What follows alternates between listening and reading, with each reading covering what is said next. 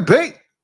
But me, your man, Louie Tee. Welcome to this Louie Tee Network exclusive pre-draft primer as I'm getting you ready for the 2025 NFL Draft, less than 24 hours away. Hell, we're less than 12 hours away. Or no, I said that right. Less than 24 hours away from the draft. Roughly around 21, just slightly under 21 hours now if you're on the East Coast. So this is a very intriguing draft. It's not the most talented draft that we've ever seen, but it's not for a lack of talent, right? It's not one of these drafts where you go, man, this sucks, right? We've seen drafts like that. That's not what this is, right? Somebody sent me a message from FanDuel that talked about how bad the 2013 draft was. This isn't that, right? And I remember having one of my throwback podcast episodes, when I go back in the archives and we look at a draft. And I remember going back looking at the 2013 draft and just talking about how incredibly awful it was. Usually, and this is not always the case, but usually a really good barometer of how good a draft is who's at the top. If it's not an edge rusher or a quarterback, chances are that year's draft class stunk, because usually those are the two positions that go number one overall. If a tackle goes first, that's probably a sign that it's not a great draft class. We're going to have a quarterback go number one overall here this year. That has pretty much been decided. We heard Mike Borgonzi, the Titans' new general manager, say that they are absolutely going to stick and pick at number one. They've had phone calls. People have, inquired about the number one overall pick, but they are not interested in moving. They've done their homework, and we know they've settled on Miami quarterback Cam Ward. So he will be the number one pick in this draft. Then I think we've heard that the Browns and Giants are entertaining offers. Neither one of those guys are getting out. So you're going to have 1, 2, and 3 go chalk, at which everyone expects. Cam Ward 1 to the Titans. At number 2, Travis Hunter to the Browns. And then at number 3, you're going to get Abdul Carter to the Giants. And then that's when the draft really begins at number 4, or at least that's when the uncertainty kicks in, right? We've seen quite a few mock drafts to this point. Everybody's putting out their final mock today and kind of giving you a sense of where this thing is and what they've heard, all the information they've gathered throughout this entire process. Just trying to make sense of team needs, what makes the most sense, maybe past history, combining all of those things, conversations you've had with people or they've had with people, and then you shoot your shot. So we've seen a ton of mock drafts. Peter Schrager's was really interesting. If you haven't had a chance to take a look at his mock draft, that came out this morning. Daniel Jeremiah just released his final mock draft probably 2-3 hours ago. That was, pretty interesting. And so you're starting to see everyone's final mock, and you're starting to see kind of what the thought process is, where some of these players may ultimately end up. And these are the mock drafts to me. Like, I'm not a big mock draft guy. I've told you that a million times.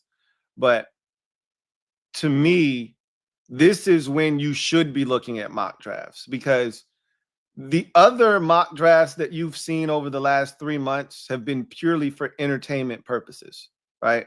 Tons of trades, this guy going here, this guy going there. There wasn't a lot of substance behind what was being done in those mock drafts. Like Daniel Jeremiah, I'm pretty sure that he would prefer to just put out one mock. But for the sake of engagement, things of that nature, he puts out multiple mock drafts. I remember Michael Mayock, who used to sit in his seat, used to only put out one mock draft. And I think they turned it into a show and he would do it the day before the draft. Um, and for me, it was must-see TV, and it was something that I always tuned into. And I'm pretty sure things have changed since then, obviously, and engagement is the key. And so, Daniel Jeremiah does about 5 mock drafts, or maybe he enjoys doing mock drafts. I don't know, but um, this is the one that you should be paying attention to, this last one, because he's gathered all of his intel. He's talked to countless people in league circles. He's worked all of his contacts, and he's done all of the work, and this is what he's come up with. And so I've had a chance to look at just about all of these mocks and kind of get a sense for what teams are maybe thinking about doing. We don't know. None of us know. They don't know either, right? But one thing's for sure. The teams have done their due diligence. The hay is in the barn, as they say. I don't know why they say that, but the hay is in the barn, right? And so the process is complete. One more sleep, and we get to the business of football players being drafted. And then the next thing on the calendar will become the scheduled release, right? So earlier, if you join me on the podcast, I talked about some names that you should be paying attention to that could potentially be trade bait. Guys that are veteran players that may be on the move, new crop of players coming in. Teams are able to get their hands on, younger, cheaper labor, maybe even less of a headache in the case of Jameson Williams in Detroit. And I omitted a name, and I'm going to, bring that to your doorstep now. George Pickens of the Pittsburgh Steelers is a guy that could be potentially on the block. And I don't know why this didn't dawn on me earlier when I was compiling my list. But very recently, I think it was even today, he scrubbed his social media clean of anything Steelers related. Again, players do that when they're mad. That's their way of showing that they're unhappy with their situation. Usually it's done in the context of looking for a new deal. That is not what this is about. Maybe the Steelers informed him that they would be shopping him during the draft. I doubt that seriously, but he is not happy with the Steelers for some reason. And, one of the modes of operating in this space to show your frustration is to, unfollow a team on social media, which is what he's done on IG. That has led people to believe that he could be potentially on the move. And it makes a lot of sense. They drafted Roman Wilson in the 2nd round. He basically did not play last year. So in effect, he is a rookie going into his 2nd year. They traded for DK Metcalf, gave him a bag. So they have a number 1 wide receiver already, right? That they just newly acquired. And Pickens is a headache. I mean, who are we kidding? Now, he's not the first YN that Mike Tomlin has had to deal with throughout his career, and he's been able to make it work. And, over the years, after looking back at what Tomlin has endured and what he's had to put up with in that locker room, I think even more respect and credit needs to be given to Mike Tomlin. When you think about the list of receivers and running backs, if you count Le'Veon Bell as well, who were just so, let's just say they were a lot. I'm just trying to be nice, putting it mildly. They were a lot to deal with. For him to be able to do the things and be as successful as he's been is a testament to Mike Tomlin. It also helps when you have a future Hall of Fame quarterback in Ben Roethlisberger. But nonetheless, there were quite a few characters that came through that locker room. And I think George Pickens is the latest in that group. And he's a guy that I think is immature on the field, slightly immature off the field. Again, I don't think he's a troublemaker or anything of the sort. Not insinuating that. I just think he's one of those guys that doesn't always toe the company line, so to speak. For instance, the Steelers didn't want the information that Russell Wilson was going to be the starter last year. When Justin Fields had, started the season off as starter, they started the season off 6-2, 6-3, whatever their record was. But Wilson was finally healthy enough to give it a go, but they had left it very ambiguous as to who would be the starter. And that is to your advantage. You don't have to divulge who's starting at quarterback position, only to your team. You don't have to divulge that information to the media. You force the opposition to prepare for, both quarterbacks, knowing that Wilson was finally healthy. And of course, George Pickens in the media tells them that, I've been catching balls from Russell Wilson all week. So I think he's going to end up being the starter. And I know Mike Tomlin was like, shut up. And, if you watch the Hard Knocks, you see how much he has to, talk to George Pickens on the sidelines, keep him locked in. He's not getting the football. He's getting frustrated. You got to go to him and you got to keep him engaged and you got to keep him, focused. And sometimes Tomlin will snap on him, but he needs that, right? But, at some point, you get tired of having to do those things. You get tired of him speaking out in the media and saying something that you don't want him to say. Now, everyone's got to answer questions about something that George Pickens said or he did. He got in the fight in the stands last year, if you recall. I want to say it was against the Browns. Well, it might have been against the Bengals. It was one of those teams in the division. But that's George Pickens, right? Or it could have been Kansas City on Christmas Day. I don't recall. I just remember, it was late in the game. It was pretty much over, I think. I feel like it was pretty much done. And, next thing you know, George Pickens is in the stands fighting somebody, right? And again, it could have been provoked. It could have not been his fault, but he just always seems to be in something. Long story short, the Steelers might be fed up. And now that you have DK Metcalf, you don't have to deal with George Pickens. He could be trade bait. He could be a guy that's on the move. I don't know if it will take a whole heck of a lot to get him. He's not making a whole hell of a lot, obviously. And I think he's still got a couple years left on his rookie deal, if I'm not mistaken. So, Pickens wasn't a first-round pick. I think he's going into year 3. So my guess is he's got 2 more years left on his rookie deal. So if you were going to move him, now would be the time, it feels like. I don't know. Maybe the Steelers are interested in moving him or at least listening. Maybe they're not. But clearly there's a disconnect there right now for some reason. It can't be monetarily. All right, let me make sure I'm not tripping, but I feel pretty confident that George Pickens is going into year 3. So we shouldn't be having conversations about him wanting a new deal. And honestly speaking, I don't even know if he warrants a new contract right now. Anyway, even if he were going into year 4. George Pickens is... Oh, he is going into the final year of his contract. Let's see. Oh, I don't think I think I got it right. I think he's going into... No, I said that right. He was drafted in 2022. So this would be year 4 for him. So he's probably, upset because he wants a new deal and they may not want to give it to him. That's what it feels like now that I'm seeing where he is. Honestly, let's look at some of his numbers before we move on.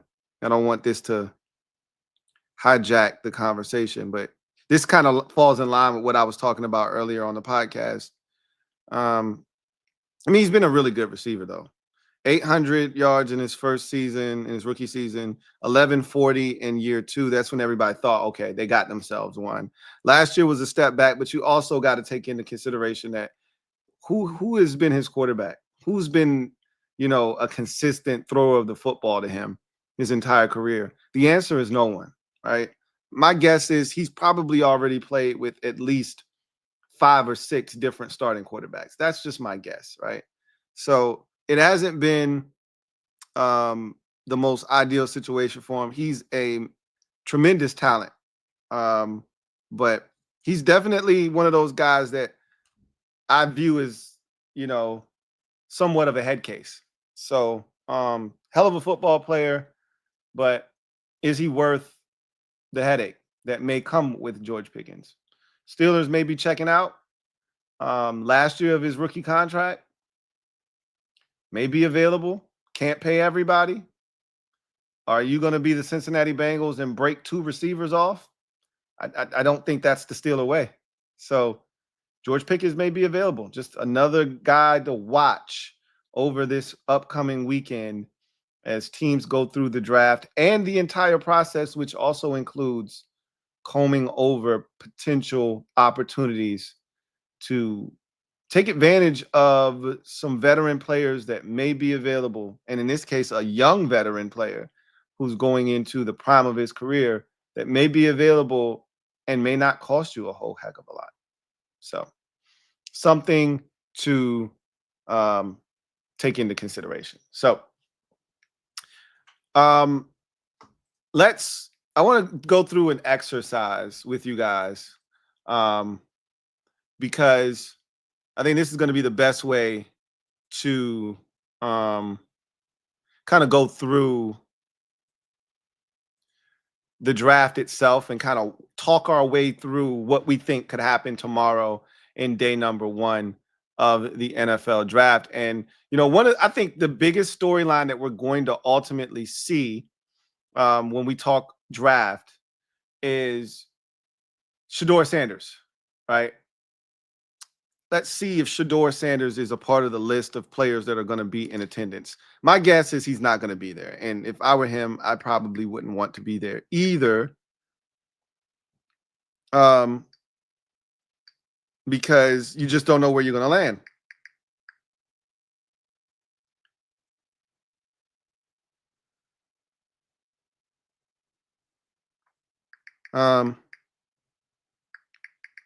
So you want to be around family and friends. Let's see.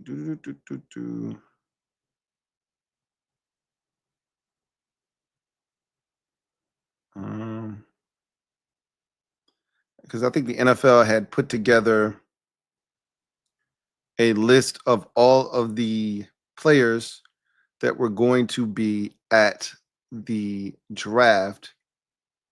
Not sure if Shedeur Sanders is one of them. Let's see. I can't find it. I remember the post that the NFL put out, but whatever the case may be, if he's in attendance, and I have no reason to doubt that he will be, I'm thinking that it will more likely than not be the Shedeur Sanders show is what it'll turn into, because with every pick that he's not selected, especially if he gets past 9 at New Orleans, right? And again, we're assuming he doesn't go 3rd overall to the Giants. It feels very, very unlikely, but it's not out of the realm of possibility, especially when owners get involved. Feels like their owner is very involved. He's already told the GM and the head coach that they're on thin ice, that they need to win this season. And we saw Hard Knocks last year. We saw him say he wasn't gonna be able to sleep at night if Saquon Barkley went to the Eagles, and then he did, and then he had one of the greatest seasons we've seen from a running back in NFL history and won Super Bowl, right? So he may be heavily involved in the process, and he may say, no, I want Shedeur Sanders. Who knows? But right now it feels like they're going to go in a different direction. So with that said, with every pick that Shedeur Sanders is still on the board, we know how this thing goes. We've seen this before. It happened when Aaron Rodgers didn't get picked at 1, Alex Smith did, and then Rodgers fell down the board, and they kept putting the camera in his face, kept showing him in the green room. We already know how this goes, right? They did it to Geno Smith when he came to the draft, and he thought he was going in the 1st round, and he didn't go to the 2nd round, right? They did it to Will Levis when he thought he was going in the 1st round, and he didn't go to the 2nd round. This is what happens when you show up at the NFL draft, expect to go in the first round, you're sitting in the green room and you don't get selected and you don't hear your name called, it turns into, when is this guy coming off the board? And so that's going to be what happens. Most people think if there's a slide with Shedeur, it stops at the Steelers. There's got to be a way that someone else stops that slide. So what we're going to do is we're going to play the mock draft game. Now, this is going to be a little bit different. I'm not just doing it for one team. We're going to do it for the entire league, being that every single team has a pick. We're just going to go through the entire first round and kind of see how we think this thing is going to play out.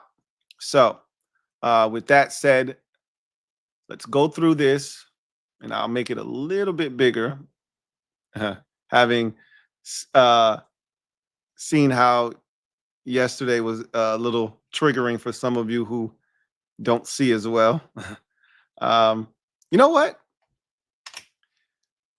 It doesn't matter because if we're controlling the picks, it doesn't really matter. And we're going to control all of these picks here. And so let's do this.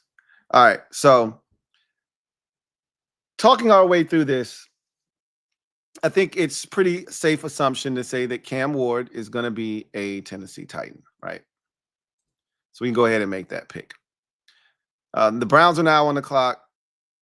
I feel pretty confident that they're not getting out of this pick and they're not going to do anything crazy. They're just going to stick and take Travis Hunter. All right.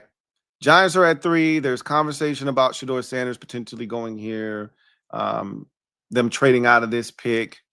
I really don't see a ton of activity trade-wise in the top 10. If there's some movement, it'll be once teams see, maybe a guy or two that they love falling down the board quite a bit, and they're like, hey, let's go get him now before somebody else does. But in the top 10, I think most teams are going to stick and pick. That includes the Giants. Abdul Carter feels like the pick. And so I think the first 3 picks feel almost like locks. Okay. Now you get to New England, and this is where things get interesting because I think the first order of business for most people is you need to protect your investment. You drafted Drake May, number 3 overall last year, and you need to make sure that he's upright first and foremost. There's another argument that can be made where you say, who is he throwing the football to, right? Now, we've seen Stephon Diggs working out, coming back from the ACL. He looks tremendous. I mean, the recovery that he's made in such a short amount of time has been astonishing. That said, Stephon Diggs is no spring chicken. We'll see how things go. But he gives you an option as a number 1 wide receiver right now to where you don't feel the need to have to push that button at 4. So instead of going that route, you're going to go with the tackle. You're going to protect Drake May. It's the biggest need that you currently have. This is not a great tackle draft to begin with, so you don't want to wait. You take Will Campbell, you keep it pushing, right? So you get to Jacksonville at 5. And this is where things for me get really interesting because the Jaguars could go in like one of 87 directions. They could take Ashton Genty here. They're done, I believe, with the Travis Etienne experiment. But I actually like the running back that's currently there. He's not Ashton Genty, obviously, but you don't have to draft a running back here if you're Jacksonville. Clearly, they need defensive tackle help. You have a chance to pop the seal on that, right? Pop the top on that position. They need a tight end. They moved on, and I think ultimately that they moved on from Evan Ingram, knowing that there was going to be a stud tight end waiting for them in this draft. Now, I could make a case for not drafting the tight end here, and then you could get your tight end in the second round and still feel really good. But let's not confuse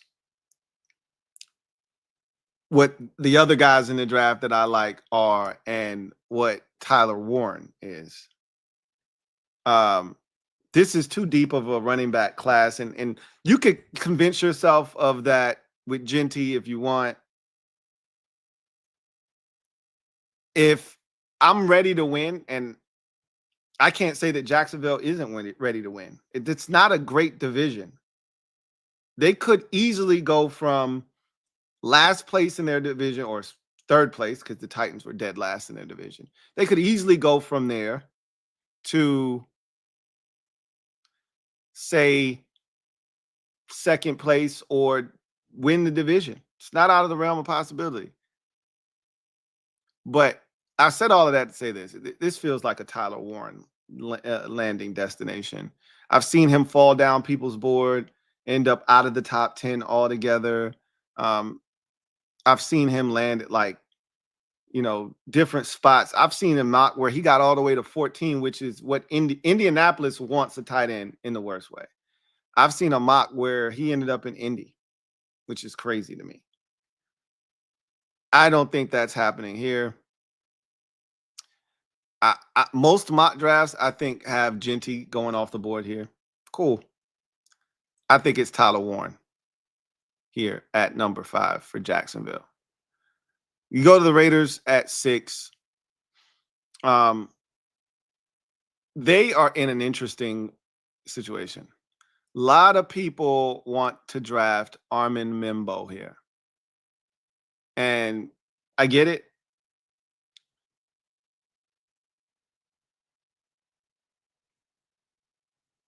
The right tackle Glaze stepped in, did an admirable job. Your left tackle Colton Miller wasn't great last year, but he's still above average. He's also, I think, coming up on the final year of his contract, wants a new deal.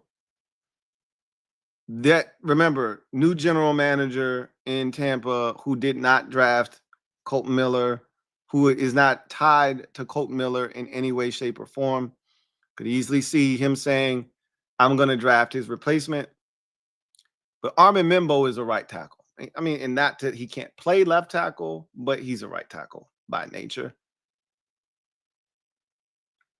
I don't think that's what the Raiders do here, even though there's a very strong possibility that they go that direction.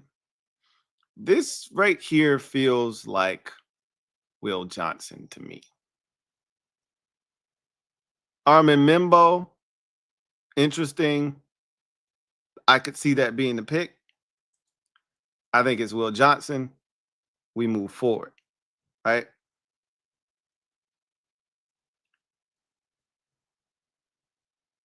Jets, they could go in a multitude of ways. Much like I just talked about with the Raiders and the Jags, brand new infrastructure, new GM, new head coach. When those things take place, anything's on the table. The Jets could go anywhere. They could take a tight end here. They could take Ted McMillan here. They could take Armin Mimbo here. They could take Mason Graham here. And none of us would bat an eye if they did so. Hell, they could take Shedeur Sanders, and I don't think any of us would blink.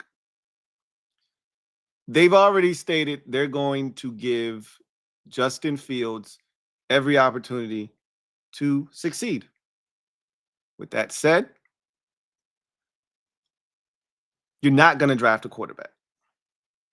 So then you go to how do you get to winning the fastest if you're Aaron Glenn? To me, it starts with you being able to play tremendous defense. We don't know what the Jets are going to look like offensively. They don't strike me as a team that's going to be putting up 30 a game. You're going to have to win by stopping people, which is why I believe the Jets need to go defensive tackle here. Now, last year they rolled the dice with a couple of veteran oldie but goodies, but they've been drafting offensive linemen. And last year they drafted the Penn State offensive lineman, Olu Fashanu. So you feel like they can start to play around with some of the pieces that they've acquired over time. You can hold off on tackle, get one in the second round. Right now, you've got some elite defensive tackles staring you in the face. I think you do that right now if you're the Jets, and you take Mason Graham and you don't look back. If you're the Carolina Panthers, there's a number of, again, intriguing options staring you in the face. You drafted the running back last year. He hurt himself again. So Genty could be in play here. I doubt it because they just gave new money to Chuba Hubbard. Well earned, right? They spent a lot of money on the offensive line last offseason, so you don't really feel like that's a need necessarily right now. What feels like and they also, if I'm not mistaken, traded back into the first round to draft Xavier Legette last year. So you really don't think receiver is something you do early this year. To me, you're looking to get to the quarterback. You moved on from Brian Burns last offseason. You got some stuff to kind of hold you over, Jadeveon Clowney, among others, but nothing there excites you. There are some options here, but Jalen Walker is the one, right? You, for some inexplicable reason, let Frankie Louvu walk in free agency. I still don't know why, but thank you. Here's your Frankie Louvu replacement here, a guy that can play off the ball, that can rush the quarterback, that can just be a disruptive force. You think you take Jalen Walker and you don't look back. So now we get to number 9 in the New Orleans Saints. This is where shit gets really interesting because I think they should take Shedeur Sanders. I think he'd be a great fit for what they want to do offensively with Kellen Moore as their coach. Now, Kellen, to his credit, to be fair, has had a number of athletic quarterbacks in his career. Young Dak Prescott, or younger Dak Prescott. He's had Justin Herbert, Jalen Hurts. So he's had mobile quarterbacks, guys that were athletic. And I don't think that Shedeur Sanders necessarily fits that bill. He can move. He doesn't have 2 left feet, but none of us would call him a dual threat quarterback.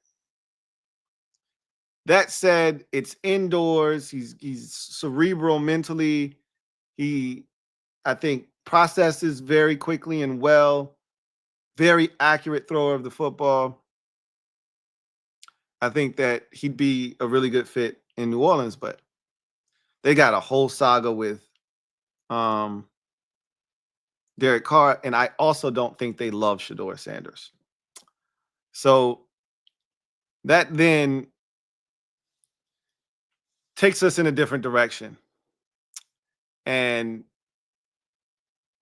they just declined the 5th-year option on Trevor Penning, which means they have admitted they whiffed.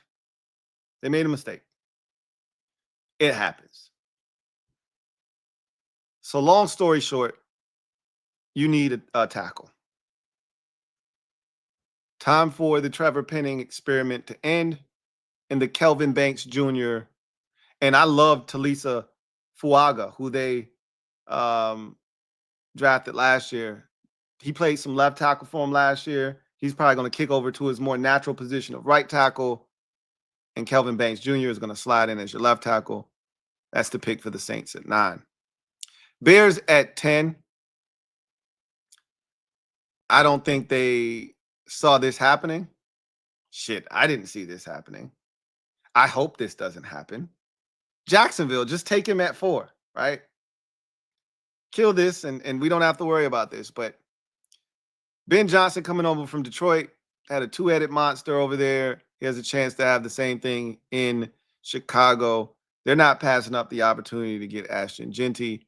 Yep, Armin Membo's on the board. And yep, they could use even more help on the offensive line, even though they've done so much to improve it this offseason, making a couple of trades and trying to fortify the offensive line. But you're not passing up an opportunity to draft Genty. Bears take him off the board at 10. So you get to number 11. And now we get into a situation where I think the 49ers were hoping that Mason Graham was on the board. They would have loved to have taken him. Well, he's not. So now they have to pivot.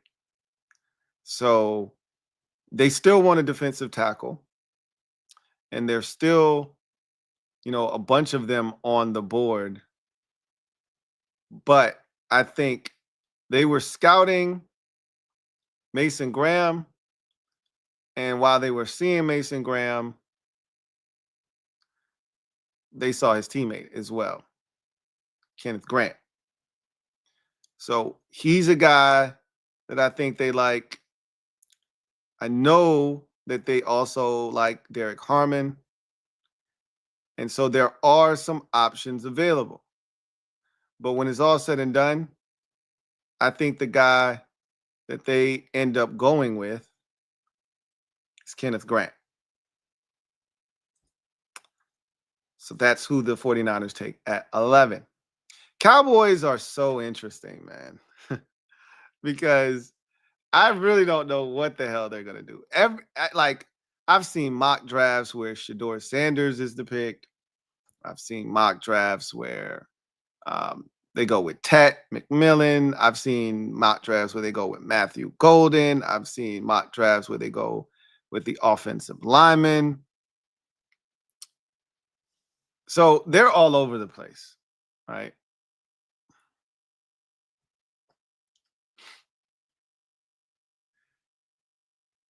In sticking with the Cowboy way,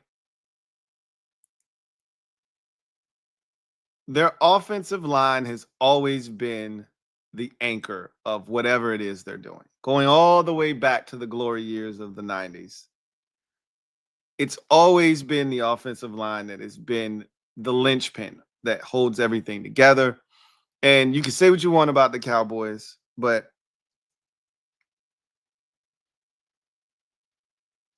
it feels like they're going to go with an offensive lineman here. Didn't expect Armin Membo to be here. He is here. Again, he's more of a right tackle to me. They could use a left tackle. Now, they've drafted guys that they could kick out there. But they just moved on or just had one of their offensive linemen retire, Hall of Famer, and Zach Martin. Feels like there's a void there that they're going to try to fill here in the first round. Now, I've said this. I think the interior offensive line in this year's draft class is good enough where you don't have to necessarily grab one in the first round. You can wait, and you'll still get quality value. However, the Cowboys have been known to draft offensive linemen in the first round.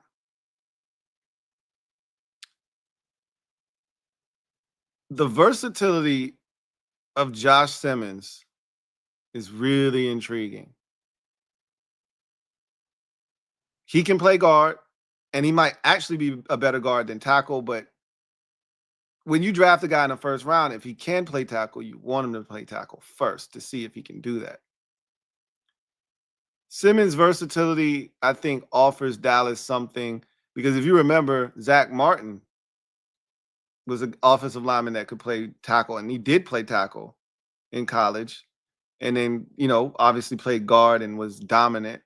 And Josh Simmons offers you some of that as well. Tyler Booker is in play here, the guard from Alabama, big physical, road grader. I don't know if he's athletic enough.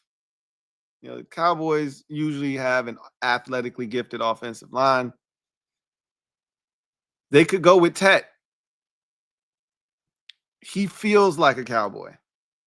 Kind of nonchalant, Cali cool. He gives me CeeDee Lamb vibes, right?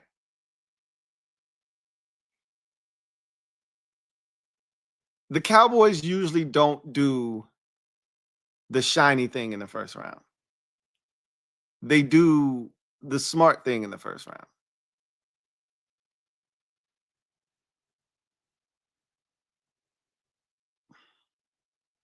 I want to give them Tet, but I don't think they're going to draft Tet. I'm going to give them Josh Simmons, offensive lineman out of Ohio State. This one feels a lot easier to me. It's Jahdae Barron for the Miami Dolphins. They need a corner. They're already looking to move Jalen Ramsey, and they had Kendall Fuller out there last year. They've already moved on from him. The cornerback position for them is pretty bare right now.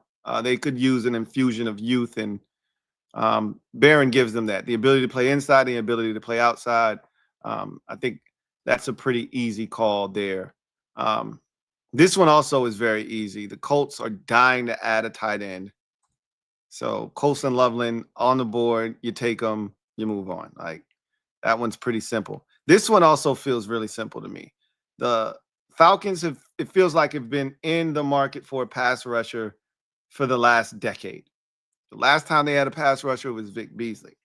They tried with Tack McKinley. It failed miserably. They've tried with other guys, and it's been okay, right? I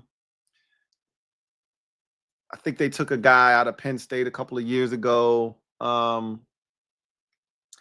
I know they took an edge rusher maybe 2 years ago. I can't remember his name. And he's solid, but none of those guys are game changers. Mike Green might be the best pure pass rusher in this year's draft class. I don't see the Falcons allowing him to get by. And so he's a Atlanta Falcon. The Arizona Cardinals, they're interesting too. I think Jonathan Gannon wants to add a defensive piece to strengthen that defense. So it feels like, and it would make a ton of sense to go with either Derek Harmon or Shamar Stewart. Michael Williams makes a ton of sense here too.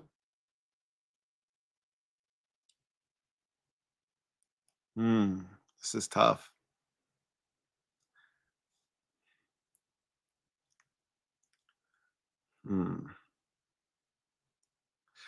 I feel like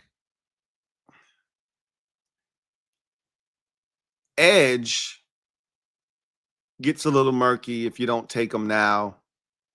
Whereas defensive tackle, you can find another quality one down the road. So I think Georgia's Michael Williams. Shamar Stewart is enticing.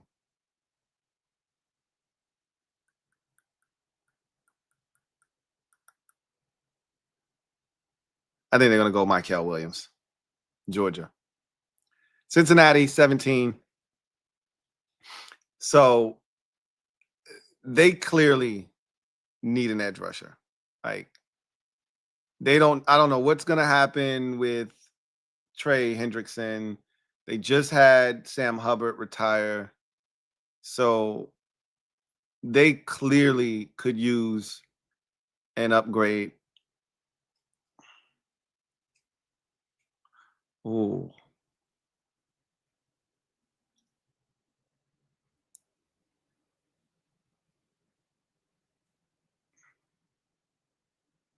They could use an edge rusher upgrade.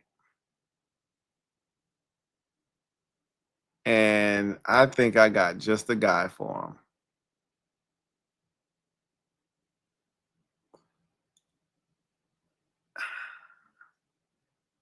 him. I want to see if he's met with them.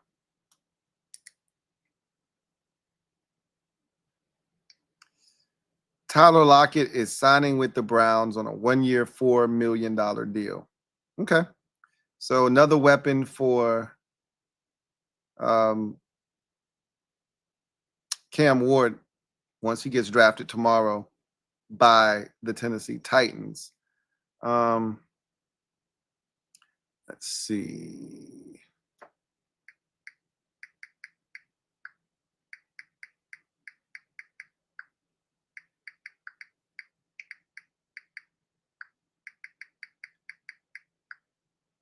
All right.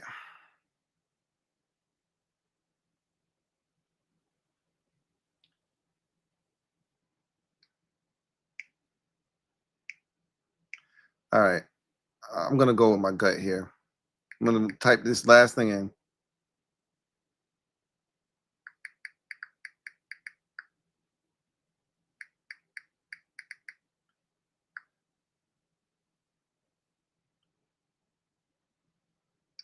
All right.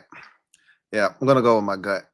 Jahad Campbell is the pick for the Bengals, an explosive, dynamic, off the ball linebacker who also doubles as an edge rusher. I think his role in the NFL will be as an edge rusher, but that versatility it's hard to pass up.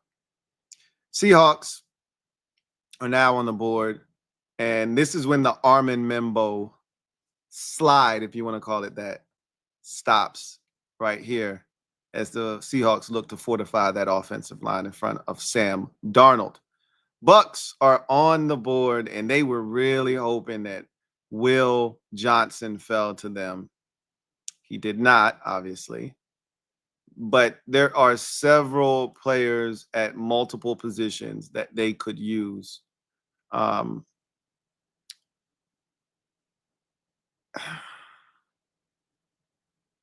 They strike me as a team that wants secondary help. Obviously, they could use an edge rusher, but I think the secondary needs an overhaul. I don't know if there's a corner that necessarily warrants the pick right here. It feels like they might more so be interested in a safety here.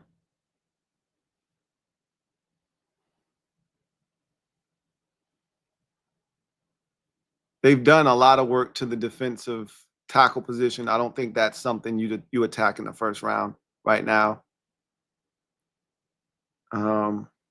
They just took Kalijah Cansey a couple years ago. Vita Vea still going strong. Don't think you need to add to that position necessarily here. They drafted Logan Hall, who's a versatile defender, a couple years back too. So that doesn't strike me as something you need to do right now. Edge is a clear need. They signed Hassan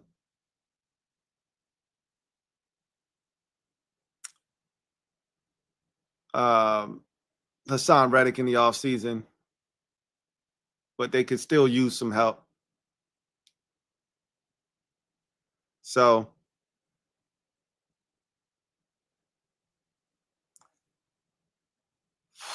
I'm going to say safety And because Malachi Starks has the ability to cover as well, I'd say that he would be the best fit for Tampa. They'll take him at 19. Broncos are on the board, and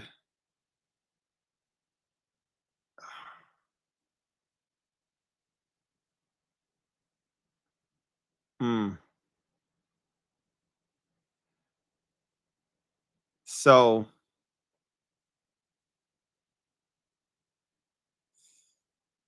this feels like a tet spot right here, especially with they drafted so many receivers last year, and I think they're really sincere in wanting to take care of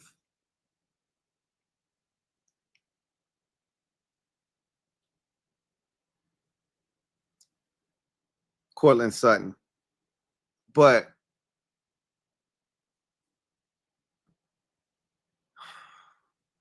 that's it's a hard thing to do, is to pass up on talent like Tet at 20. Same with Matthew Golden. Um, he makes a ton of sense here too. Um, Emeka Buka makes a ton of sense here as well. You're going to go receiver. It's a lot of options for them.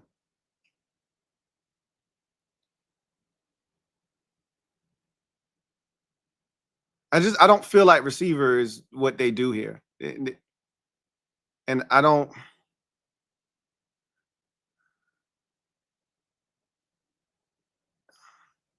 You know what could be in play though right here for them?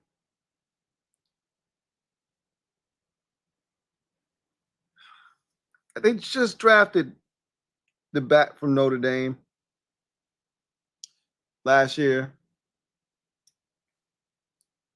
So it doesn't feel like they got running backs. None of them are like difference makers, though. Feel like they want a difference maker at the running back position. You could get one right now, but you could also wait and get one later. Hmm. So many decisions, so many choices. I also know that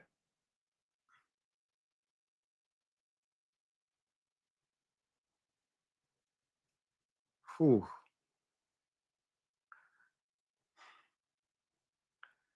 this feels like an Amari and one thing I can say about Peyton is he likes them big. He boss. He likes his running backs to have some size. That's why they drafted um, the Notre Dame back last year, because he had some size on him. Amari Hampton offers them that. I think he's the pick at 20. Steelers, this is a no-brainer. I think this is this. I think this has become the new like chic spot for Shedeur Sanders in the draft. And honestly, if I'm Shedeur, I actually kind of hope I fall to the Steelers at this point. I think like the Saints are a nightmare. They're a train wreck right now. Even though that might be like indoors, you know, rabid fan base, all that good stuff. It could turn out to be a really good situation for them, but you might not do a lot of winning there. And it's not an ideal situation. It's a mess. Their cap situation is a mess. The Steelers are a well-run organization, and they're dying for a franchise quarterback. And one may have just fallen into their lap. Shedeur Sanders is the pick at 21.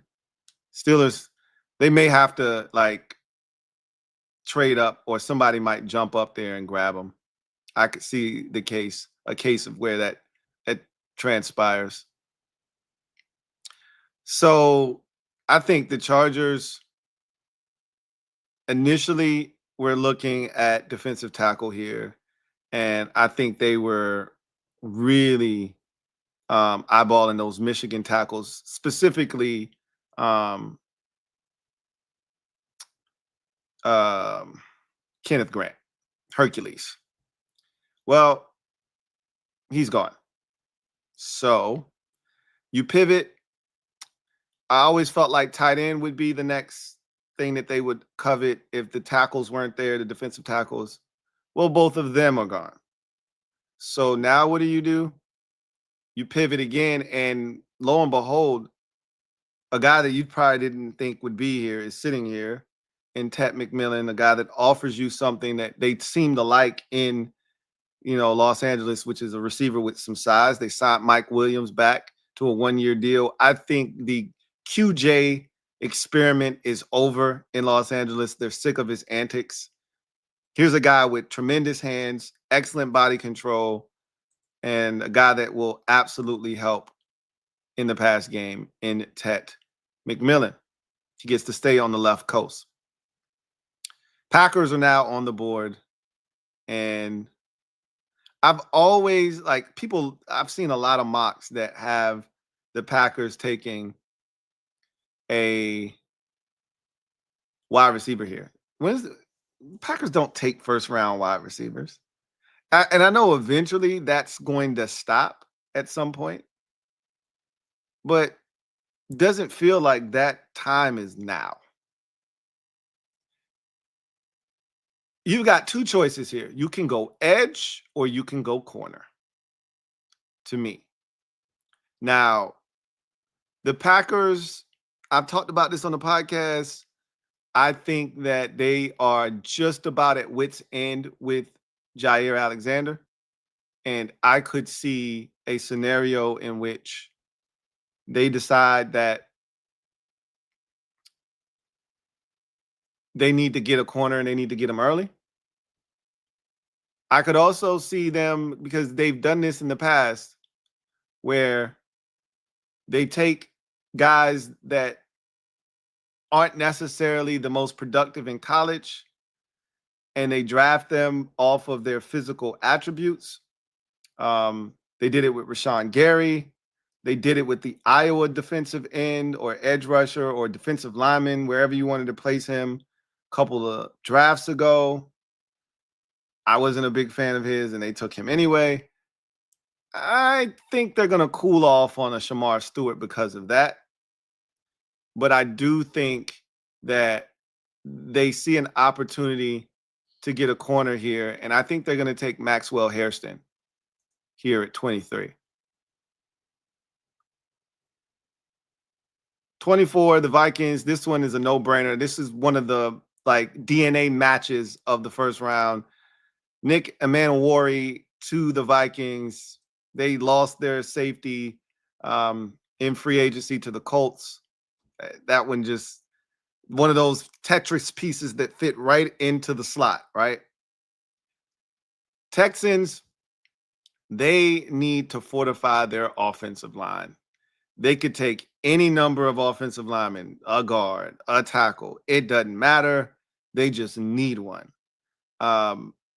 Gray Zabel fits that mold, can play all 5 offensive line positions, and thus the Texans take him. It's not sexy, but they've essentially blown up their entire offensive line, so they got to start building it back up, and they got to start now. Rams could use a little bit of everything.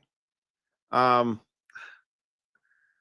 this is where Jalen Milroe is supposed to come into play for some. I'm not buying it. I got to see it. I don't believe it. And we'll see, what the Rams ultimately decide to do. Last year, they hit it big on the defensive side of the football. They draft defense early and often, and they didn't really miss. I still look at them and feel like they've got work to do at the cornerback position. They traded their linebacker last year. I don't really know if they've ever replaced him. Tight end is, something that you could take a look at. It's just too early for that. Running back, I don't see that being a need that you address now either. They're sort of a wild card here. What do they do in the first round? Let's see.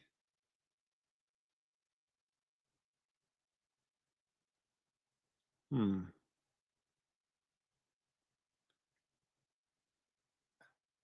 I think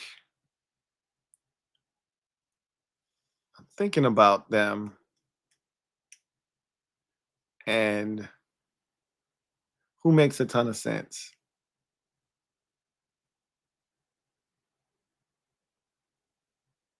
I really think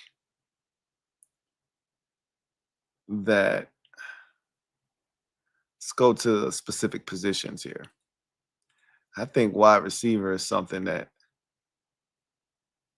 they could take here. And being that you got Devontae essentially on a 1-year deal, you moved on from Cooper Cup. I wouldn't rule out receiver here. It's pretty good value.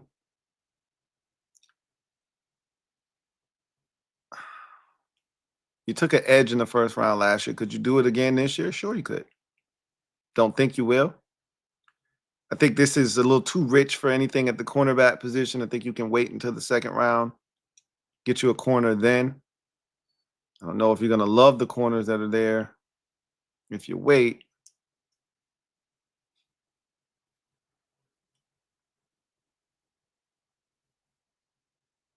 I think I'm going to go Matthew Golden for the Rams here at 26. Ravens at 27.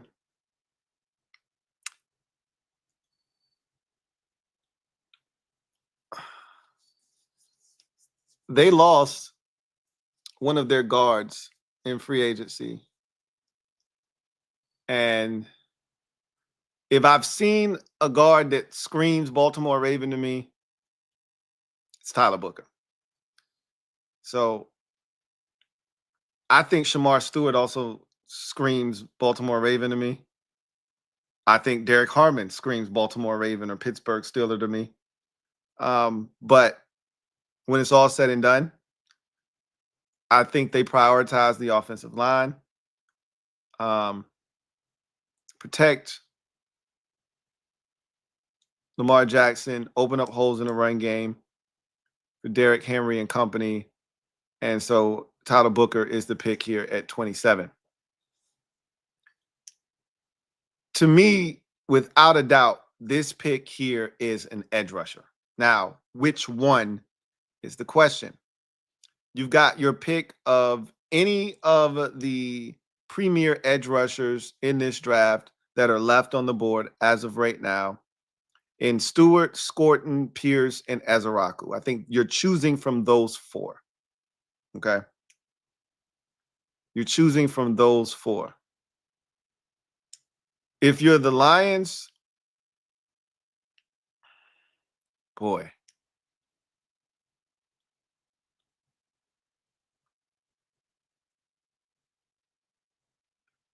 How do you pass up an opportunity to get Shamar Stewart? He just looks the part, right? He's not the most productive, but I think they see him and they see an opportunity to get a game changer. Hence, I think Shamar Stewart is the pick at 28 for the Lions. So now you get to the Commanders, and I think a lot of the options that they were hoping were available are gone. We've heard rumors that they're extremely high on Tyler Booker. He just went off the board.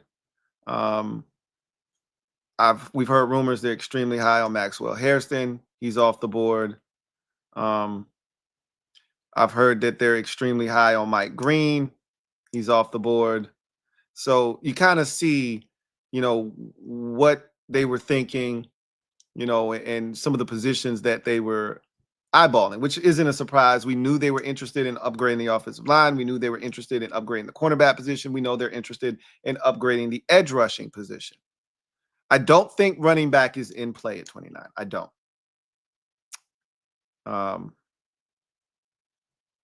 However,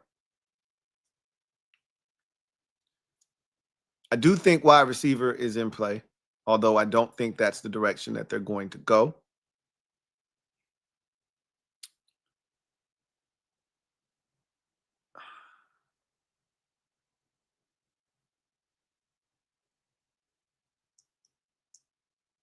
Whew. Donovan Jackson is still on the board somehow, some way.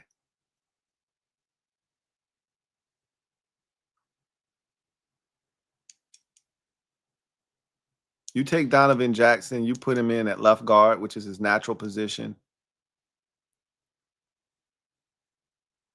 And you really strengthen this offensive line. Here's what I'm thinking though. What if Brandon Coleman doesn't work out at right tackle? Then what? Sam Cosmi isn't going anywhere, and he's your starting right guard. If you draft Donovan Jackson, theoretically speaking, he can play tackle, but he's a guard, is what he is. A damn good one, though. And he upgrades this offensive line massively. Do you take Donovan Jackson?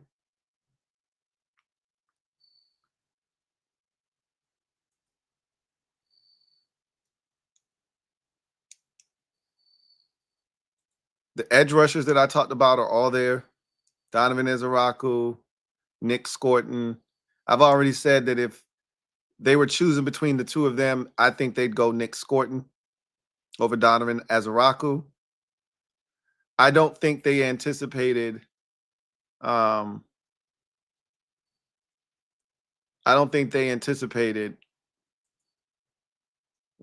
looks out of place anywhere else defensively.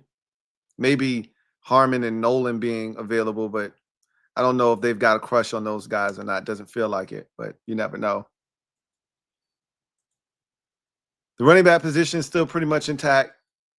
Wide receiver position is still intact for the most part. Again, Emeka Egbuka feels like a guy that easily could become a commander. They're not going to do anything at the tight end position. Nothing fell there. Connolly obviously is in play at 29. Wouldn't discard him. But Donovan Jackson feels like the guy that's sort of out of place right now. Kind of feels like the guy that isn't supposed to be here, and he is. Edge feels like the most dire need, and that's been my mindset this entire time. I'm not going to waver from that, even though Donovan Jackson gave me pause because I just didn't expect him to be here. But here we are. So I've always said if they were choosing, I don't think James Pierce is on their board. I don't think he's on their board. So I've always said if it became between Nick Scorton and Ezeraku, they'd take Nick Scorton. I'm not backing off of that now. I think Nick Scorton is a commander.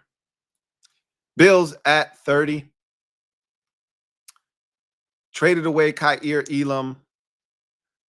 Not really a big deal, but they just signed back Trey White. I don't even know what that means. Like, how much football does he have left in him? I still think corner is something that you have to entertain, and I still think that it's something that you may, try to go after. But man, if you're the Bills and you're looking at all of this talent here at defensive tackle, and you're looking at Derek Harmon and you're saying, I don't know why he's here, but I'm going to take him. So they do. Chiefs are absolutely in the market for offensive line help of any kind. So Connerly makes sense for them. Jackson makes sense for them. Even Arante Ursay makes sense for them. It's a little early for Ursary. Connerly fits, but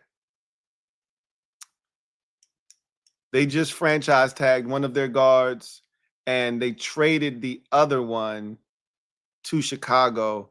So I think Jackson, probably a plug and play guy right here. And then in one of the later in round 2, you can double back and get you a tackle. So I think you take the value here in Donovan Jackson if you're the Chiefs and you keep it pushing. For the Eagles, this has always felt like, and this is the guy I didn't want them to end up with, but it just feels inevitable that Walter Nolan is going to end up in Philadelphia. The most talented defensive tackle in this class, if you ask me, from a skill set standpoint, is going to end up exactly where I don't want him to end up, in Philadelphia. But that's the luck of the draw. That's how this thing goes. And so there you have it. Full results. This is what I think. So people were asking me if I was going to do a mock draft. I essentially just did one, right? I wasn't planning on doing this, but this was the easiest way to kind of go through the thought process of what I think a lot of these teams are going to do. Obviously, there could be trades, and there probably will be 2 or 3 trades in the first round. I don't think there's going to be this tremendous movement that people are talking about. You know, quite often, I've seen this more times, and this is my now 13th year doing the NFL draft. And more times than not, you hear people talk about how much movement they think is going to happen. And, oh, my God, this is going to be a wild draft and this, that, and the third. And then we get there and there's like 2 or 3 trades and that's it. Like, this strikes me as one of those drafts. And this could be the opposite, right? I'm thinking, oh, nobody's going to move. After you get past like the, 10th pick or so, everything kind of feels the same. But you say that, but teams covet specific players, and if they see an opportunity to get one, they may try and pounce. So there could be trades. I just don't anticipate a lot of trades taking place. So again, there's that. But let's get to the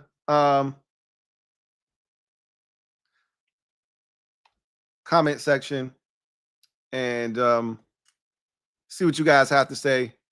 And we'll start to really dive into some of the final draft comments that you guys may have. Kevin, thank you for the super chat. Greatly appreciate you. Thank you for being a member of the MOBB. My guy, Kevin, writes, always love the draft content, Lou. You do a great job. I really appreciate that, man. Thank you for the support. He says, lots of buzz from Maxwell Hairston to Green Bay lately. I want him, but I really want a falling Will Johnson. And that's crazy because in my mock, I had Hairston going to Green Bay. And the reason that feels like a great fit for him is because Jair Alexander feels like he's fallen out of favor in Green Bay. And they need to address that position. And if you ask me what was one of the biggest issues with Green Bay last year defensively, it was cornerback, right? So it feels like Hairston to Green Bay makes a ton of sense. Everybody, I've seen a lot of mock drafts putting him in or putting a wide receiver in Green Bay. Come on, man. You know that the Packers steez. Like, you know their MO. Like, why are you playing yourself? There's no way that they're drafting a wide receiver in the first round. They don't do it. And one of these days, someone will break the mold, but they've shown who they are. Like, and it's not like they got a brand new GM, and so you got to throw everything out the window.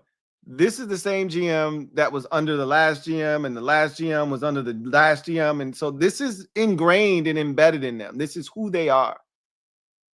They don't draft receivers in the first round. So as far as Will Johnson is concerned, I could see Will Johnson falling. If he didn't go to the Raiders at 6, then I think the next destination for him is Tampa at 19. So if he doesn't go to Tampa at 19, I don't think he gets past the Chargers. Like any former Michigan Wolverines that have any like merit to them, any real talent, upside, and value, they're not getting past Jim Harbaugh. He's going to collect as many Michigan Wolverines as he can along the way. He drafted Junior Colson last year, the linebacker out of Michigan. I think one of the running backs from Michigan, one of like the physical ones, he got them on the roster. So I truly believe he'd like to get one of the Michigan defensive tackles. Obviously, Mason isn't going to be there, but if he can get Hercules, I think he's going to take him. If he's not there, I've always said Loveland makes a ton of sense there, but I just don't see him getting past the Colts. Unless, and this is probably a dream scenario for the Colts, Tyler Warren falls all the way to the Colts. Now Colson Loveland becomes available. Now you got a real, opportunity for him to fall to the so you can see the chain of events that could go, on, right?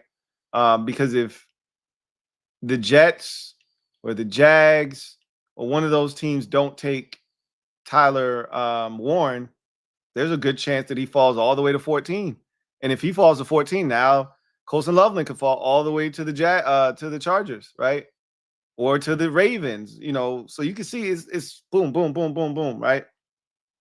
So a lot of different things, but Will Johnson, I think the furthest he falls is Tampa. I don't see any way he gets past the Tampa Bay Buccaneers. I don't see any way he gets past the Buccaneers. Duncan Wright, thank you for the super chat. Greatly appreciate it. Thank you for being a member of the MOBB.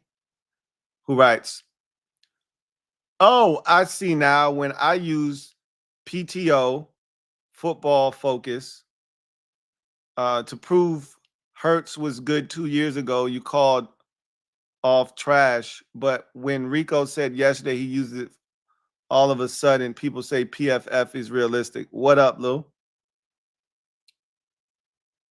That's Rico's prerogative. That doesn't change the way I feel. You can use Pro Football Focus. I don't believe in Pro Football Focus. They've got a good product. I understand what they're selling to people, but I'm just not a proponent of it. I don't buy it. I don't subscribe to it, and so to each its own, right? You use Pro Football Focus, good for you. Rico uses it, good for him. Who am I to knock the hustle? You just know where I stand. Just because I don't rock with PFF doesn't mean you don't have to. So, The Real Telly, thank you for the super chat. Greatly appreciate you. The Real Telly writes, Lou, we haven't had a dynamic running back since who? Alfred Morris? I wouldn't describe Alfred Morris as dynamic. That's not one of the adjectives I would use to describe him. And he wasn't dynamic. Okay, so you answered that one. I didn't have to, but and don't think about mentioning old ass Adrian Peterson. I wasn't. Adrian Peterson. I wasn't. We need a dynamic running back in this draft. I actually think we need two. I've made the point, and I've made a case for doubling up at running back. I don't think they're going to do that. And honestly, they don't need to. You only have 5 picks. If they had 9 picks like they did last year, I could make the case for doubling up at running back. Absolutely, I could. But with 5 picks, I don't think that's necessary. And then with the amount of running backs that are in this draft, there will be 3 or 4 guys that are really good backs that don't get drafted. Like Raheem Sanders out of South Carolina. I think he's going to get drafted, but there's a chance that he doesn't get drafted, right?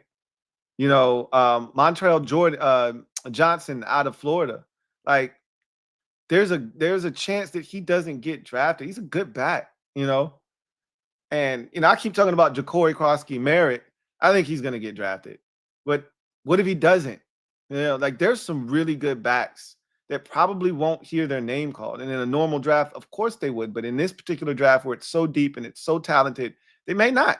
And so they may be able to go back and swim in that pool once again, but this time in a priority free agent manner. But they understand. This is the thing I told you I love about this group is they understand the weaknesses of this team. They're not in the dark, right? They're not clueless to what we need. They know we need a punt returner. We're going to get us one this year. I feel confident about that. They know we need an edge rusher. They're not dumb. They know they just beefed up the defensive front, but we can't get to the quarterback right now. You can't be banking on Jacob Martin to do what Dante Fowler Jr. did last season. They know we need some juice off the edge. They're not dumb. They know we need help at cornerback. They're going to address it. And they know we need a spark in the backfield. And this is the draft to do it. And they're going to do it. I feel confident in that. So we needed, and to answer your question, the last time we had a dynamic back, man, the answer to that question is Clinton Portis. But we've had guys that offered you dynamic qualities, i.e. Chris Thompson. But Chris Thompson was a 4'5", 4'5", 40 guy. Like, Chris Thompson was not a burner by any stretch of the imagination. That's why he fell to the 5th round out of Florida State. So I wouldn't consider him like dynamic from an explosive standpoint, but he made big plays. That's the last guy that was really a big time difference maker at the running back position was Chris Thompson, with his ability to catch the ball, make things happen on screens and, after the catch.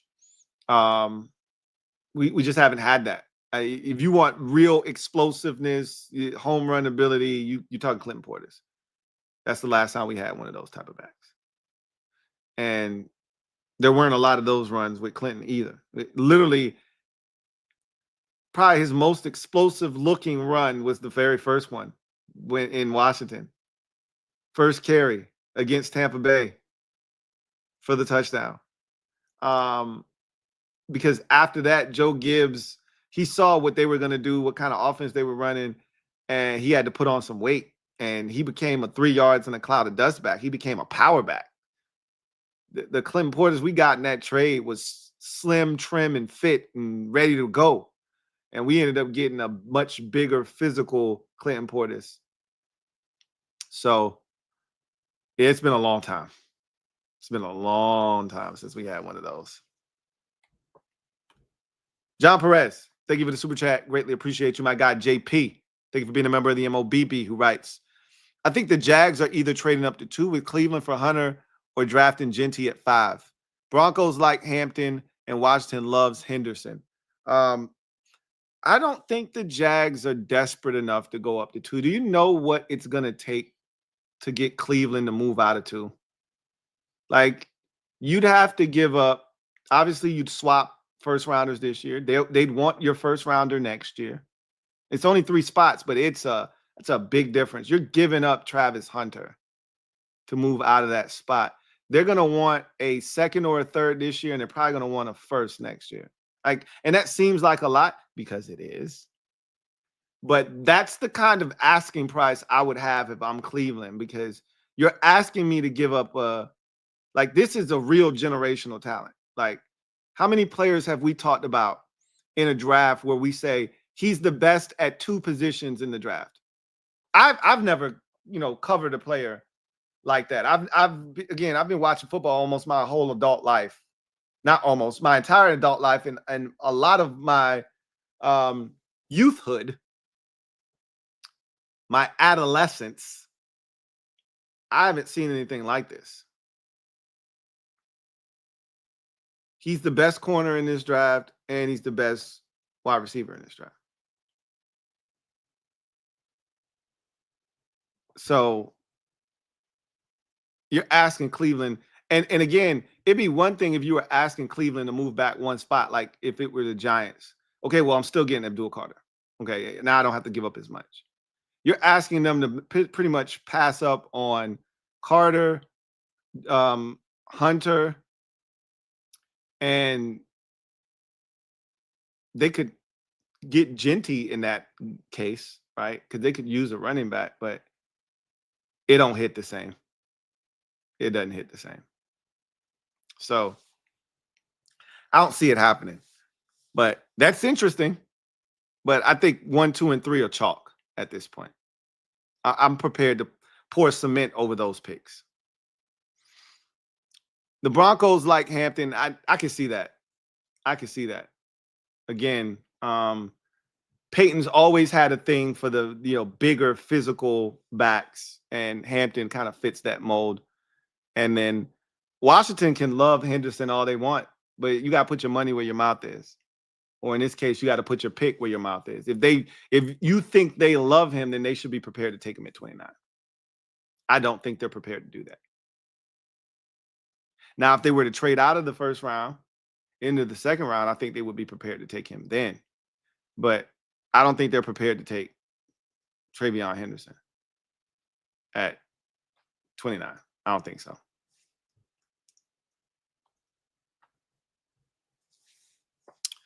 Duncan Wright, thank you for the super chat. Greatly appreciate you. Double up. Thank you for doubling up.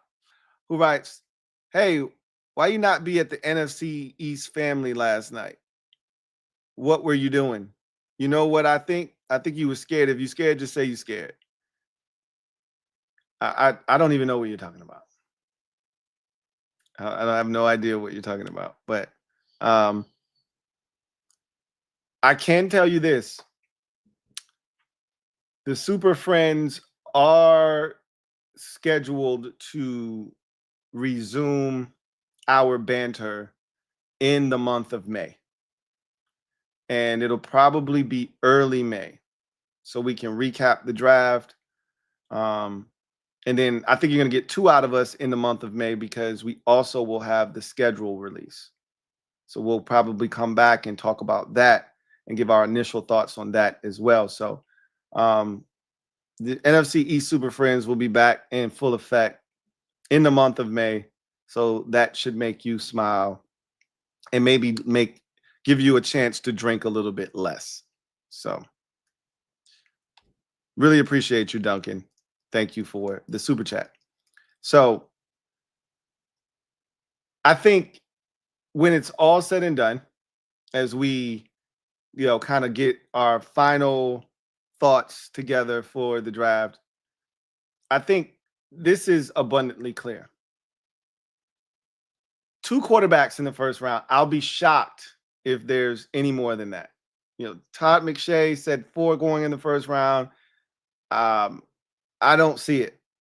And that's what makes or break that. Like, that's what builds excitement. Quarterbacks. We could sit here and we could talk about all these other positions, but the reason last year's draft was so exciting is we saw all these quarterbacks go in the top 12 picks, 6 to be exact, in the top 12 selections. We didn't see a single defensive player go in the first 14 picks last year. So, hold on a second. Make sure.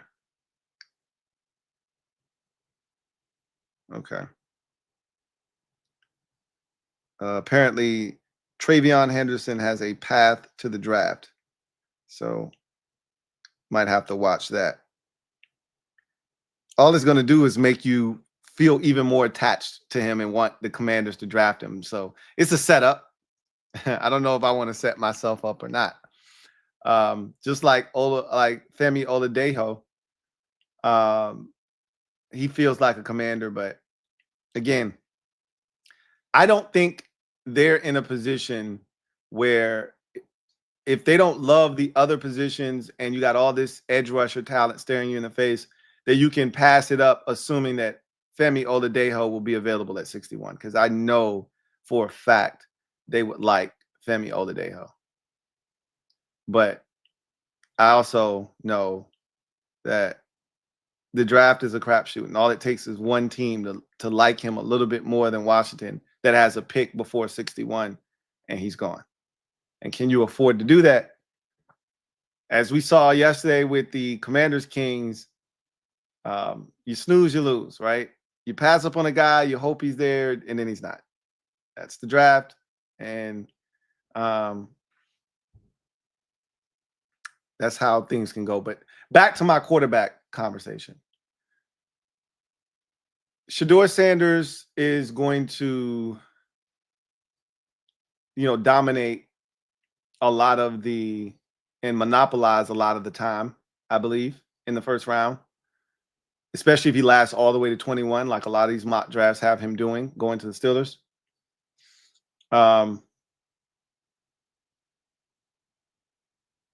If any other quarterback goes in the first round, that would make things really spicy.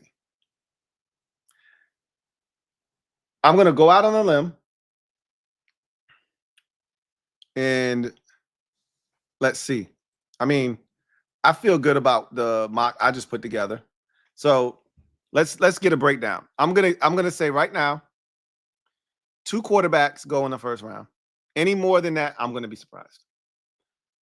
I have 1, 2, 3, 4 corners going in the first round. I could see 5, no more than 5, because I could see the Bills at 30 taking a corner. I could see the Rams at 26 taking a corner, but I think the Bills at 30 would be the other destination for a corner. So 4 corners for sure go in the first round. If Maxwell Hairston goes, and I think Green Bay really likes him a lot. So 4 corners, no more than 5, right? I could see Trey Amos sneaking in the first round as a Bill. That about it. So 2 quarterbacks. I'm going to write this down because I want to see how close I get tomorrow. So here's my breakdown of the first round. 2 QBs, 4 or 5 cornerbacks, edge 1, 2, 3, 4, 5, 6, 7 edges in the first round. Sounds about right. I'll say 7 or 8, but I think the number's 7. Tackle 1, 2, 3, 4, 5 offensive tackles. Sounds about right. I'm counting Gray Zabel as a tackle, although he could end up being a guard. So we'll call it 5. Tight ends 2. That's an easy one. Don't have to look. I know that's 2, and it's going to be 2 for sure. Defensive tackles. This is going to be interesting. 1, 2, 3, 4. Oh, I thought it would be more than that. Let me count again. Make sure I ain't tripping. 1, 2. Yeah, 4. Thought it was going to be more than that. 4 DTs. And I do think that's the number. The only one, yeah, I think those are all 4 of those guys went in the first round. So I think that's an accurate number. Running backs 2.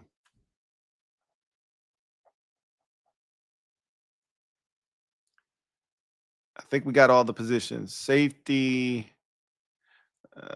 1, 2 safeties. And how many guards? Like just pure guards.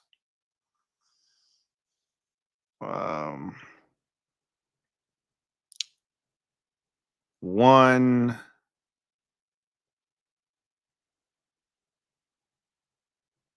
2 pure guards. 3. 3 OGs, and then wide receiver. 1,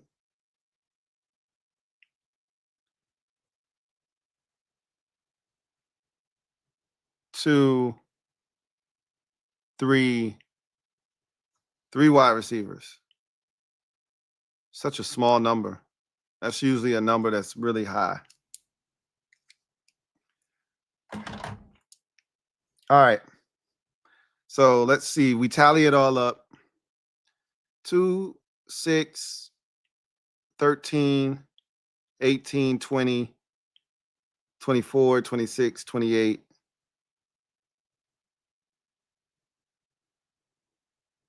31, 34. Okay, so you can't have 34 picks in the first round. Let's try this again. 2, 6, 13. I think I know what I did wrong. 18, 20, 24, 26, 28. I think I cross-pollinated guards. Let me check. 1, 2. 1, 2. Okay, so that's 3. And then the tackles. Yeah, see, I cross-pollinated guards. So 1, 2. So it's only 2 guards. So that'll get us down to, I think, 33, and then I got something else wrong. So let's try it again. 2, 6, 13, 18, 24, 6, 8, 33. So now I got one more of something that I shouldn't. See if I can find it. Oh, I got Hunter twice, but it's the same person. Okay, so that's fine because I got Hunter as both a corner and a wide receiver. So you got to count him as one or the other. So there you go. So I'll put an asterisk next to wide receiver and put Hunter. So that'll remind me that it's really 2. So now you got 32. All right. So that's the breakdown of what I think is going to happen in the first round. So 2 quarterbacks, 4 or 5 corners. I think the number's 4, 7 or 8 edges. I think the number's 7, 5 tackles, 2 tight ends, 4 defensive tackles, 2 running backs, 2 safeties, 2 guards, and 2 wide receivers, 3 if you count Travis Hunter. So that's what I see happening. If there's more than 2 quarterbacks, I'm going to be shocked. I wouldn't be shocked if I'll be surprised because I can't see another corner other than Trey Amos sneaking into the first round. But if they somehow end up with 6 corners, that would be a bit of a shock to my senses. Edges, I could see 8. I could even see 9 edges going in the first round. Like that's one of those positions where they're going to fly, right? Tackle, tackles are one of those positions that get pushed up constantly. So if another tackle's like Josh Connolly Jr., for instance, snuck into the first round, made it 6, that wouldn't shock me. Tight ends, there's no way that there were going to be a 3rd tight end taken in the first round. Defensive tackles, there could be a 5th defensive tackle taken. That would not shock me at all whatsoever. Running backs, there could be a 3rd. Obviously, Travion Henderson is a guy that a lot of teams like, and he could easily end up being a first-round pick, but I think the number's 2. Safeties, there's not a 3rd safety that should be taken in the first round. Offensive guards, the number is 2. That sounds about right.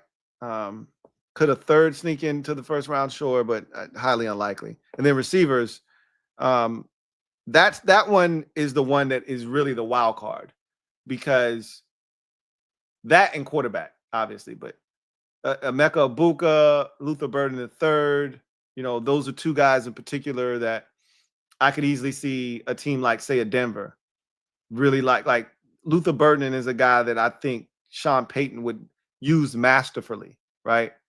So could he sneak in the first round? Sure. Absolutely. Emeka Egbuka, I mean, there are a plethora of teams that could use the Texans. Make a ton of sense to me. 24, I believe they're at 24, 25, right in that range. I could easily see Emeka Ibuka coming off the board there. Commanders at 29, I could see him being a pick there as well too. So there are plenty of opportunities for another receiver or two to sneak in the first round, and it would be probably at the expense of probably the edge rushers or the offensive linemen, I think. So we'll see. But somebody said 3 quarterbacks are 100% going in the first round. We'll see. The NFL it has a weird way about humbling the quarterback position. So often we think, and again, if the third quarterback goes, it'll be on some late first round, trying to get back in, get the 5th-year option thing. We've seen that happen plenty of times. I know, offhand, Teddy Bridgewater in 2014, Lamar Jackson in 2018 are 2 instances of teams trading back into the first round at that final pick to get a quarterback. I don't know if it's happened since Lamar. I'm trying to think. It didn't happen in 19. It didn't happen in 20.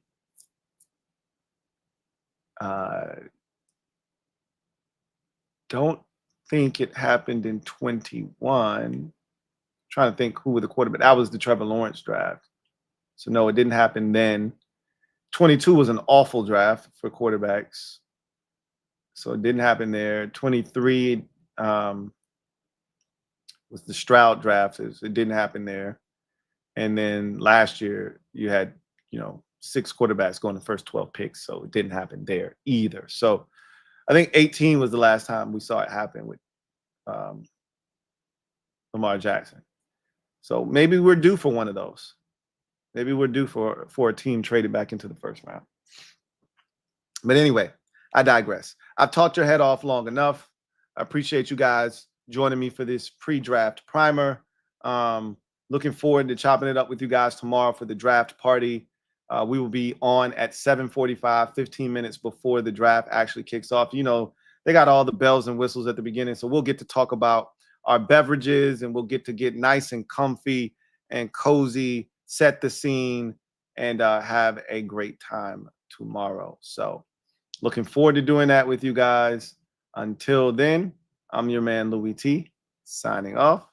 You guys have a great night. One more sleep, and then it's NFL draft time. I'll see you guys tomorrow live for the 2025 NFL draft. You guys have a good one. Take care. God bless. Good night.